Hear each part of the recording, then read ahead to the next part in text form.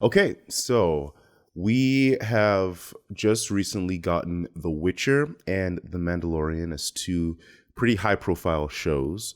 What do you guys think about or feel as far as the different parallels between these two shows, especially the characters of The Witcher and The Mandalorian? There seems to be a lot in common with this. What do you guys think? I feel like whatever.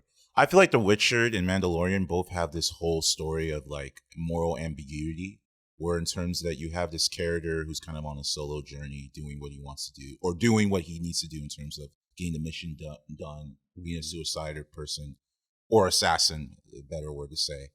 But at the same time, we also see that they also make decisions based off maybe helping somebody else, which kind of goes against this idea of being an assassin. With the Mandalorian, it's with the little thing that looks like Baby Yoda. With the Witcher, it's the destiny that he has with Siri. Yeah. So Yeah, I was gonna say they both. The first thing that pops out to me is that they're stoic characters, and they kind of change over time in the series to kind of assume the responsibility for another life. And they're both children that they're taking care of, basically. Mm-hmm.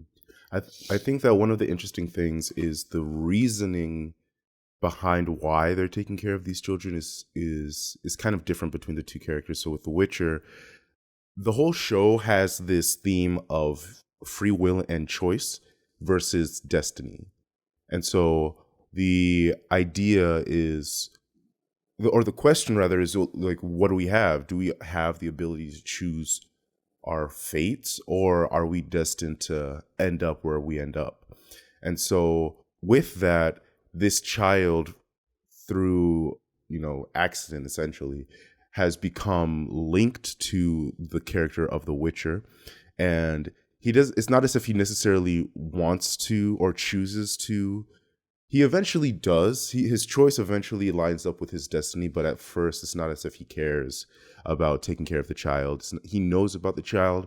He knows about his destined fate to be with the child, but it's not as if he has chosen at that point. It's not until Yennefer reminds him that he then feels a responsibility of like that moral ambiguity is shifted. It's like he really doesn't have any relationship with this child, but he has tied himself with this child through destiny and the law of surprise. And so that kind of causes his character to go through a shift where his choice then becomes in line with his destiny. And then on the other side, you have the Mandalorian, who has his code. And so the Mandalorian, it looks like, from what I've seen, I'm not deep into the Star Wars lore and everything, but the Mandalorian, from what I can tell in the show, they have a central code that they all have to follow. And that code is basically their own law. It's where they get their moral standard from. And so the Mandalorian is essentially tied to this child. First, though, it's his own choice. And the code doesn't really come into it until the end.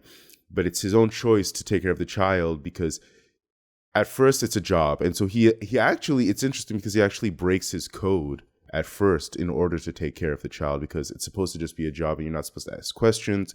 You're supposed to do it and go. But then it's not until the end of the end of the season where his code, we see the Mandalorian leader lady, I don't know what her name is, but she basically tells him that it's the code of the Mandalorian. Like, once you have somebody who is an orphan who you have to take care of, you have a responsibility for, it's basically his job to return this Baby Yoda to his people now, based on the code of the Mandalorians. So, and doesn't he get like a brand on his uniform? Mm-hmm. He gets a brand on his uniform. I'm not 100% sure what it symbolizes, just because, but I think it was like the next like level for the Mandalorian. I have no idea, but I think it was like something like that. Yeah, I think another parallel too is they're both mercenaries, right? Yeah. Basically, they're both mercenaries. So I think redemption is another thing that could be considered in their arcs, because that's a messy job, and maybe they want a little redemption, something that they can care about now in their life. So it's as if they're haunted by their past work, or Not necessarily haunted, but I think it's grueling work, and everyone wants something to care about, you know, something that they want to do that they actually are passionate about. And there's nothing like pure and like nothing more satisfying than, you know, raising a kid, Yeah. supposedly. Although the way the both shows are shown, it seems like Mandalorian, you can actually see why, because of the Mandalorian's past. As for The Witcher, it just seems that The Witcher, it's kind of, it goes back to what you said about destiny. Whereas like The Witcher, it's like, do I have to do this? Like, fuck. Like, that's what it just seems like as it is. But I mean, again, there's so much in the Witcher lore that we don't know. Maybe there is going to be some connection between them that may come through his past. So we don't know, but that's what it just seems like in terms of the difference, in terms of why they go in this moral ambiguity. I think they're both morally ambiguous, like you said. First episode, we see the Witcher basically kill someone where he has a hard time reconciling the job with killing an kind of an innocent girl, maybe not so much innocent. Yeah. But that's something where that was a morally ambiguous act. But even though she was hot. she was, even though Destiny says he should take care of Ciri, it's also morally good. It's in the right. It's not ambiguous. Same thing with Mandalorian. Taking care of the child is morally good. There's no two ways about it. That's you know? true. Although there's still a conflict, right? Because even though it might be morally good, depending on what your moral standard is, according to the Mandalorian's like moral standard, which is meant to be his code, it wasn't good at first because it was supposed to be just a job. And then for The Witcher, it was, I guess, morally neutral because he doesn't necessarily he really doesn't necessarily care about anybody, or at least that's how he comes off. But if you think about it too, witchers and you know, like mages and stuff, they're not supposed to have children. So it could have been going against everything about The Witcher too. Yeah. And that was his way of getting a child, even though he didn't want to.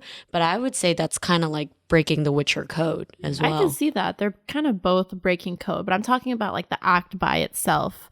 Taking someone in who cannot defend themselves and just protecting them, that I would consider morally good. And it's black and white, and it's something that they can work towards, that they can feel good about, I guess. And that's kind of a parallel for me.